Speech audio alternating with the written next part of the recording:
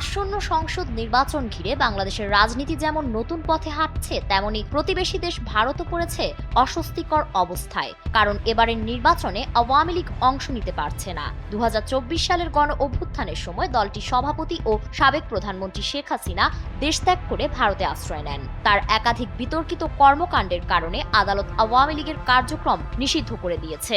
দেশের রাজনীতির ইতিহাসে এটি নজিরবিহীন ঘটনা। আর এই পরিস্থিতিই যেন মেনে নিতে পারছে না প্রতিবেশী ভারত। এই প্রেক্ষাপটে বাংলাদেশের আসন্ন নির্বাচন নিয়ে ভারতের মনোভাব কি হতে চলেছে তাই উঠে এসেছে বিবিসির এক প্রতিবেদনে।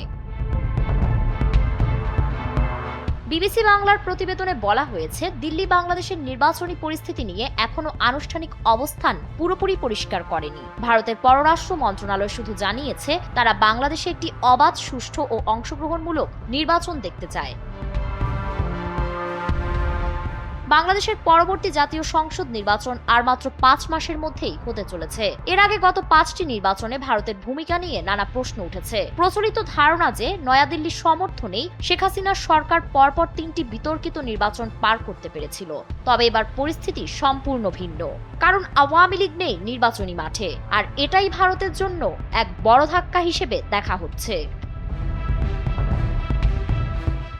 বিবিসির প্রতিবেদনে বলা হয়েছে, দিল্লির ইন্ডিয়া ইন্টারন্যাশনাল সেন্টারে বাংলাদেশের নির্বাচন নিয়ে সাম্প্রতিক এক আলোচনায় অংশ নেওয়া বিভিন্ন বিশ্লেষক পরামর্শ দিয়েছেন ভারতের উচিত কোনো প্ররোচনায় পা না দিয়ে ওয়েট অ্যান্ড ওয়াচ নীতি অনুসরণ করা। তাদের মতে কোনো পক্ষকে উস্কানি না দিয়ে বা প্রভাবিত করার চেষ্টা না করে দিল্লির উচিত নির্বাচন প্রক্রিয়া সম্পন্ন না হওয়া পর্যন্ত অপেক্ষা করা। কারণ নতুন যে সরকার ক্ষমতায় আসবে, ভারতের উচিত হবে তাদের সঙ্গেই সম্পর্ক পুনর্গঠন করা।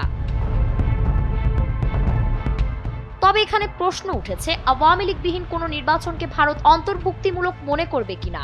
ভারত এ বিষয়ে এখনো প্রকাশ্যে কিছু বলেনি। দেশটির একাডেমিক মহল, থিঙ্ক ট্যাঙ্ক এবং সিভিল সোসাইটিতে এখনো এ নিয়ে তর্ক বিতর্ক চলছে। বিশেষত শেখ হাসিনা ও আওয়ামী লীগের শীর্ষ নেতারা ভারতে আশ্রয়ে থাকায় দিল্লির জন্য এই নির্বাচন রাজনৈতিক ও কূটনৈতিকভাবে অনেক বেশি স্পর্শকাতর হয়ে উঠেছে।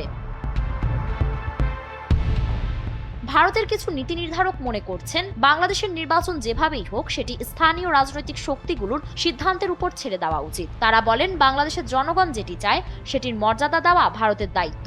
আবার অনেকেই মনে করছেন, যদি ভারতের স্বার্থবিরোধী কোনো দল ক্ষমতায় আসে তাহলে দিল্লির উচিত হবে কৌশলগত সিদ্ধান্ত দ্রুত নেওয়া। সবচেয়ে আলোচিত বিষয় হলো জামাত ইসলামীকে ঘিরে ভারতের দৃষ্টিভঙ্গির পরিবর্তন। দীর্ঘদিন ধরে ভারত জামাত এমনকি বিএনপির সঙ্গেও সম্পর্ক রাখতে চাইতো না, কারণ তাদের সঙ্গে জামাতের জোট ছিল। কিন্তু নতুন রাজনৈতিক বাস্তবতায় জামাত ক্রমশ শক্তিশালী হয়ে উঠেছে। সাম্প্রতিক সময়ে তারা বিশ্ববিদ্যালয় ছাত্র সংসদ নির্বাচনে দাপুটে জয় পেয়েছে, যা তাদের জনপ্রিয়তার ইঙ্গিত দেয়। দিল্লির কিছু পর্যবেক্ষক তাই বলছেন, আজকের জামাত অতীতের জামাত নয়, এটি এক ধরনের জামাত 2.0। সার্বিকভাবে বিবিসির বিশ্লেষণ বলছে, আওয়ামী লীগবিহীন নির্বাচন ভারতের জন্য একটি বড় পরীক্ষা। এখন প্রশ্ন হলো, ভারত কি কেবল দর্শকের ভূমিকা পালন করবে, নাকি রাজনৈতিক বাস্তবতা মেনে নতুন করে সম্পর্ক সাজাবে? সবকিছু নির্ভর করছে আগামী কয়েক মাসের ঘটনা প্রবাহের উপর। ফারিন রহমান প্রীতি, এনপিবি।